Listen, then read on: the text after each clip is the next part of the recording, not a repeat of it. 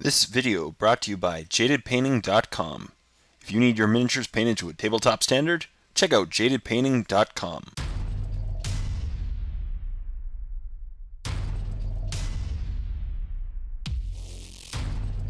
Hey everyone, welcome back to the final part of this painting tutorial. My name is Jay and I'll be showing you how to paint this Chaos Warpsmith, one of the new awesome HQs for the Chaos Codex.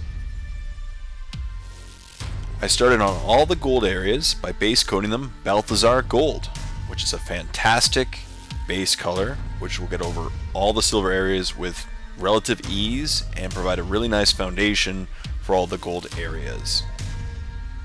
As you'll notice, there are a lot of gold areas on the model.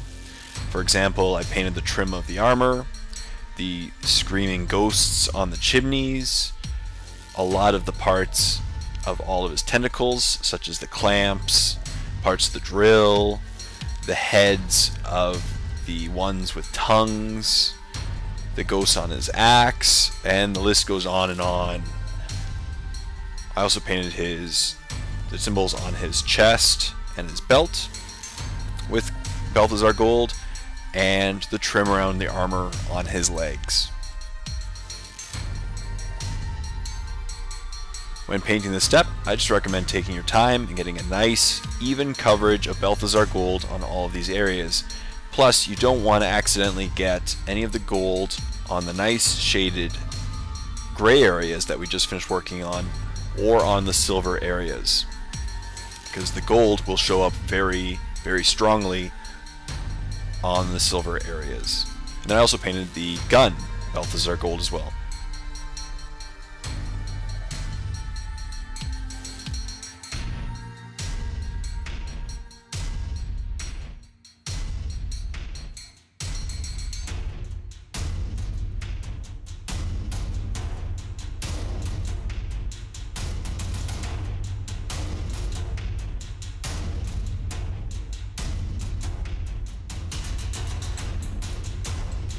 Personally, I really like the gold and then a really nice contrast between the silvers of pretty much the armor and the golds around the trim. It really does stand out and make these areas look really nice in my opinion.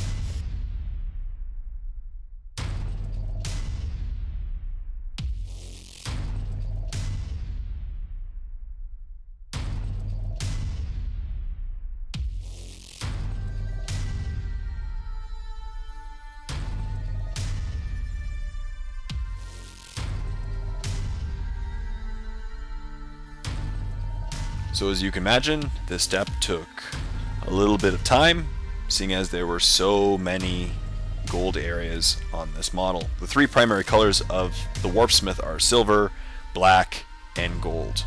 Gold and silver being the two that are the dominant colors on the model. And when the base coat was done, I gave all these gold areas a 1-to-1 mix of Egrex Earthshade and Nuln Oil, which ends up being a really nice black-brown shading. This shade will get in all the recesses and give all these gold areas a really good, nice, worn-out, older appearance. I really love using a black-brown shading on gold areas because it really does age them and provide a nice weathered look, which is really what we're going for on this Chaos Warpsmith. Plus, Egrex Earthshade makes pretty much everything look awesome. And luckily, as I mentioned earlier in this tutorial, shading takes much less time than the base coat, so this was not a long step at all.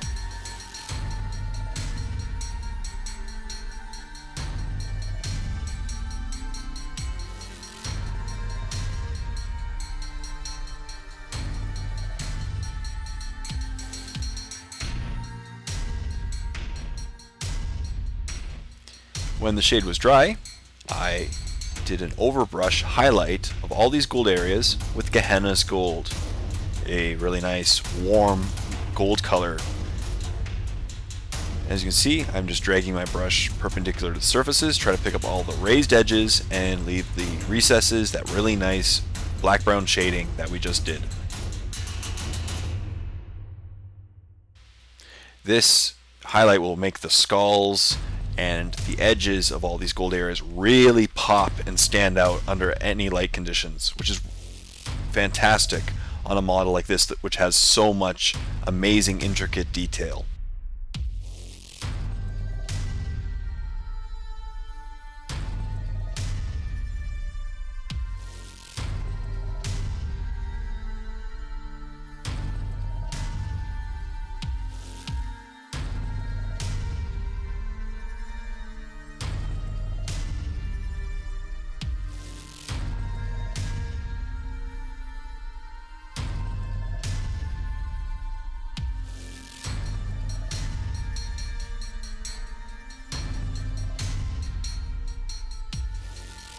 And as you can see here, I'm trying to go over all the areas that my light source is hitting, so that square on the back, I'm trying to cover almost the entire thing because it is a raised area and I think that the light would be hitting it perfectly. And then finally, I gave all the areas that are being hit by the light once again a very light edge highlight of Auric Armor Gold. This is a very bright gold, and I'm only putting a little bit on each point. It will end up blending very nicely, and it tends to dry and blend very nicely with the other golds. What it'll do is it'll create a really nice yellowish tone that when your light hits it, it'll create about 3 different variations in gold color, and this will make the edges really pop on these areas.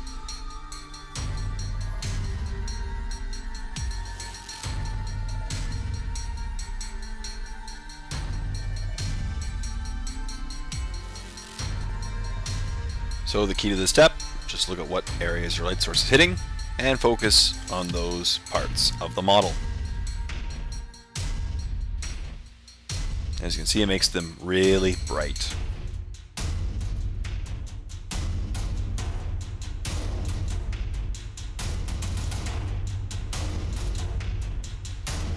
I then painted all the little blue eyes on the model, so the 2 on his head and the ones on his tentacles with Calidor Sky, and then I highlighted all these areas with a small drop in the center of Lothern Blue. And that's it. You now know how I painted up this awesome Chaos Warpsmith model from Games Workshop. It was a really fun model to paint up. It has a lot of amazing detail, and I think it will look excellent on the tabletop. So I really hope you enjoyed this video. Please like the video, leave comments in the comment section down below, and subscribe to my channel if you already haven't done so. And stay tuned for more painting tutorials. Until next time, this is Jay saying, happy painting everyone.